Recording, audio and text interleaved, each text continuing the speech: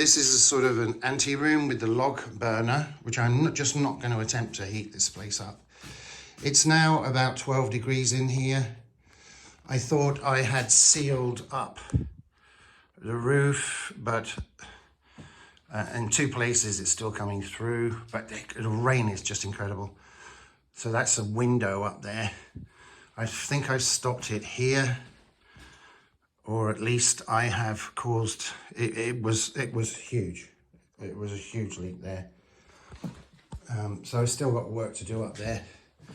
And I'm determined to dry it at this room out because of course it's damp. I put myself in some facilities. Oh, you might have heard that. Another missile get shot down. This is like a kitchenette I use to make myself some lunch. I can't keep going into the city. There is a local store, but it's expensive. So I have dinner in my digs. But if I'm peckish, I make myself tea, coffee, and sandwiches and stuff here. I'm here on my own account. This is the greenhouse. I'm paying for myself. I'm a British pensioner, and I'm renting this greenhouse from Gennady, very nice bloke seems to be. And the soil here was years without anything. I've had to dig it all over, which is good exercise. Some people go to the gym. Rent yourself a greenhouse and do some real things like working with nature, which I know nothing about.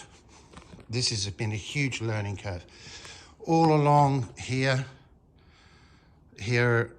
was beans, as you can see, and all along the middle was beans, and all along the other side was beans. Love beans, they're very hardy plants. Don't get any water on the plant. I didn't have drip irrigation, so I was trying to water the roots, but they were so prolific that I finished up getting a fungi on the plants. And they still didn't want to die, so I've been experimenting here to see if they, but they just didn't want to die, so I thought I'd give them another chance, so I moved them. But they, no, they got to go, and this area, all of this is going to be peas. These are snow peas that I've germinated from seed. Everything is so much slower in the autumn and the winter. These are cucumbers. I'm just experimenting. I got this mold on the cucumbers, so I cut them back, and I've been experimenting with bicarbonate of soda, washing up liquid mixed with a small amount of olive oil, so that it sticks to the leaves. The bicarbonate sticks to the leaves, and indeed it does kill the fungi, this sort of grey, silvery fungi that gets on it demolishes the plants. It reduces very considerably. I got 100 bags of beans on just this area. Sort of 50% of the greenhouse was beans, and that was beans in the pods. I didn't take them out the pods. I just bagged them up and gave them away. And so cabbages, my initial go at cauliflower and cabbages, I got one left, as you can see, possibly two, and that might be a cauliflower. These are beans that are still wanting to grow that I took out of some of the pods that I kept. I had all sorts of beans, red kidney beans, the Francini beans, they were gorgeous. So these peas just want to grow. There's some more spinach that's coming up. That's supposed to be broccoli, but I don't think so. I don't think that's going to happen. So all these peas, I'm going to put them in today. There's more broccoli. There is, I forget what that is in there. But as you can see, it's bolted. It might be a failure. I'm going to try them. I'm going to, with the pots that are left over and the compost that's left over from planting the peas, I'm going to give these a go. And I got more here. Maybe if I bury most of the stem, I might get something. So I'm going to pick out the long ones. That looks like a disaster to me, but that's because I don't know what I'm doing. The spinach I've done well. I'll show you spinach. And these peas seem to be happening. I mean, isn't nature wonderful? It's just been wonderful to work with plants. It really has. So this straw is going to be, I'm going to use that on the aloe vera plants, Gennadi's plants. That was the legacy. They were scattered. There were some still alive, scattered all over the greenhouse, and I just put them into one place. I'll show you that in a minute. This is my other work. I've got this potassium iodide, sodium iodide. That's a $250 sleeping bag that was donated. Got another one in the car that'll keep a couple of soldiers warm. Got some hazmat.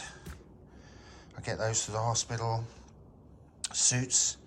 That was my full-time job until I decided that is I was bringing aid in, taking people out, bringing aid in and food, distributing food down on the front lines and stuff. But I realized that people can't live forever. That's my water storage. Wholly inadequate. I need about 4 of those. I need to fix the pump. That's free water and it's gorgeous. So this is all ready. I can start using this. I just need to rake this over, start using it. This is, I've had to turn this over again because it was still dry at the bottom. And I need to get some more mulch and animal poo mixed. As you can see, I've got lots of carrots on the go. So this is all beautiful soil. I'm going to turn it over again and mix it up again. You see what happens during the summer? It's like concrete. It gets to 50 degrees in here. So I'm digging it over again, but it's all good because of course I'll finish up with decent soil. This timber structure with the nets, I wanted to drop strings down to beans and peas rather than have, it looked a bit too fiddly for me to have stuff growing up, especially if you want to do it on a larger scale. So I've been hanging, and as you can see, the beans got all the way up. I don't know if that's because they were getting too leggy because they couldn't get the roots down enough, but by September they started to be killed by this fungi. You can see it here, this fungi. This needs to be sprayed again. This is the aloe vera that I pulled into the one place. Gennadi's really pleased with it because he said he's been taking leaves and he squeezes out the juice and he adds it to vodka. He's never been able to do anything with the greenhouse to make any money, but it's just the pleasure of that. So these carrots, I might take them up and move them, but then again, I might not. I might move those carrots over there, and sort of make that the carrot location. I've got more carrot seeds. Yeah, I might plant behind with a whole lot more carrots all the way down to there and make, although this area, this front area under this net and the timbers was supposed to be for plants that grow up strings, I won't need that till next year. So what I want is hundreds of carrots and cabbages and cauliflowers. These are beans that just don't want to die, which is cool. Give them a go. I've ripped up all this lettuce that was here. Sorry, this was all cucumber. That was awesome. It grew all the way up. These are zucchinis. Aubergines, they just don't want to die, so I'm leaving them for the minute. It's been flowering, but I don't think there's going to be any more zucchinis. It's possible. Maybe they're going to be zucchinis. We'll see, but not enough to feed a lot of people, and there are a lot of people to feed. These were Francini beans. They were gorgeous. Prolific. Absolutely picking them every day. There's still some there. They hit the timbers and they were awesome. These are my paprika. I love paprika to myself. It's adding it to my food. And I'm just stunned that I dried out some seeds from sweet peppers and some, I think they're all mixed up. I got bell peppers and all sorts of stuff going on here. But pepper is a surprisingly hardy plant, I have found. And I've been overwatering these, so you can see that some of the leaves have been curling up and dying. So the change in the season caught me out because the seasons are pretty extreme here. Americans would know what I'm talking about. You can see I've got peppers almost everywhere if you look around. So I'm stunned. I mean, if I get a pepper from each of these, I think there are 50. And I'm planting out some more. I have planted out some more further up. I'm just stunned. I mean, this soil has been dug over 3 times all along here and added to. There's a lovely guy, Sergey. He gets a truck of, he's got a Kamaz, huge Kamaz tipper truck, and he,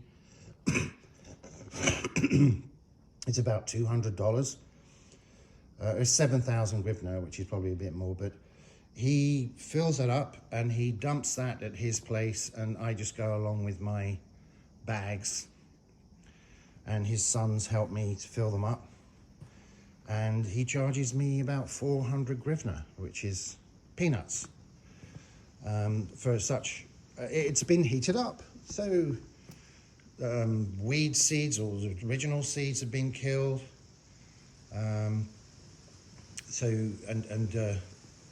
Any nasty bacteria has been killed. So I think that's great. It's not so great when you have to pay for it for yourself on a pension. So these are the paprikas. Again, the more paprikas came up from dried seeds. This is spinach. That is going to be a slow grower, probably going to be okay around about February to pick some of it. This was all salad. All of this was salad, all the way along there. And the rodents, I found rodents were getting in. And they love the seeds that were here. I'm afraid I can't tell you what was here because I can't remember. But they loved those, and then they scattered all of the seeds wherever.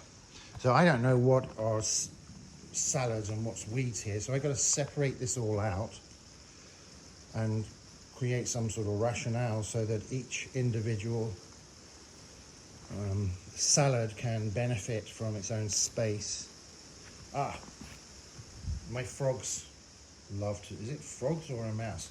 But I got rid of the mice. They're not frogs, actually, they're toads. There are these beautiful toads in here, and they're getting around quite a bit. And they're quite vocal in the evening. So this is all going to be, I'm planting cabbages here and cauliflowers. Here, I've got to turn this another 2-3 times, mix more mulch and poo in with it. I could do more than just that, but I just don't have the funds. So, yeah, this is going to, it's quite a big area. The entire greenhouse is 55 meters by 6 or 7. As you can see, I had to double insulate. I got hold of some old polystyrene and I put that up there. That was to try and keep the sun out, but I've been going around it again to try and keep the wind. It was very leaky. All along the top where the roof meets the wall, all had to be sealed up. I had to go around the windows where I could find leaks, and some of them I had to put back. You can see they're wonky because I didn't put them back properly. So sealing everything up is what I'm up to now. I've got lighting so I can work into the evenings. Sunset's about 1600 here now, or on the way towards 1500. So the lighting gives me another 3-4 hours. I'm not going to attempt to put the heating on. Blow that. Getting hold of logs for a log burner in Ukraine at the minute is difficult because the military need them all. As you can see, this was designed to just pump out lots of heat with some sort of commercial purpose, and that's just wasteful. It's not the way I would heat a greenhouse. It's just, as an engineer, of course, you think in terms of heat loss, not heat gain. I mean, you can't do much about the heat loss through this roof, but with all the holes and leaks everywhere, it was, I think I probably, if I were ever going to heat this greenhouse, I'd probably reduce the cost of heating it by 50%, just by spending probably $600 on expansion foams everywhere. Yeah, so I'm going to take these beans up today and I'm going to plant some peas. I've got boxfuls of seeds. I got from, there's going to be more broccoli, more cauliflower. In the other store, I have sent to me, very kindly sent to me from the UK. I got chickpeas, I got lentils, I've got all sorts of stuff. I've got to go through them and think about what I'm going to do with that. I'll probably be next year outside. So there's the greenhouse, and by January, I think you might see, January, February, a lot of green stuff. Well, I hope so. And cauliflower's on the way. So I can feed a few hundred people. With the NGO I work with, we bag up food, but there are never any vegetables unless they're canned. There's certainly no fruit, and the fruit and vegetables are very expensive here because of the inflation. So I want to at least add a couple of peppers, a couple of carrots, a couple of cauliflowers to 100 or 2 bags to try and help these folks. Even in this village, I'm just outside the city. In this village, there are queues for food boxes, and these are people that have been housed, presumably in empty houses, or people are very kindly putting them up, perhaps extended families, and they don't have money for food. And so what we're doing is we're handing out thousands of boxes. Very lovely people. I'll show you them in another video. Source of Unity is who we are. But this project, building these houses and growing the food. Sorry, I was showing you how horrible the floor was there. I'm not good at this, but I hope to improve. Build houses, grow food. Build, grow, and restore for Ukraine. It's the village. I live about 4 kilometers over there. It's a beautiful village. This bit here doesn't look it, but it is absolutely gorgeous.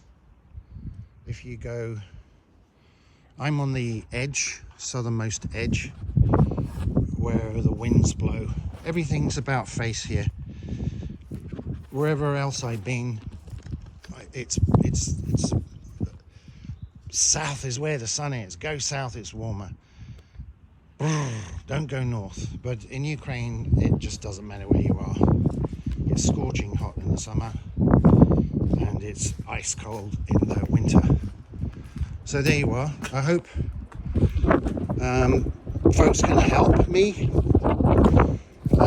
You can get a feel for how bleak it can be in the winter. But Ukraine, you've got to see, it's a beautiful country. I hope that somebody can help, or you all can help in a small way or a big way, so I can get this done and get on to building hundreds of houses. Is my ambition. I think I've formatted a way of building fast, cheap, high quality housing with underfloor heating, very high thermal values, ideal for the situation, to get people into housing, and ideal for the kind of resources that are around, create a lot of jobs. The guys at GeoAnchor who make the ground screws, it's a local company. So yeah, get things rolling, create jobs, teach skills. Thank you.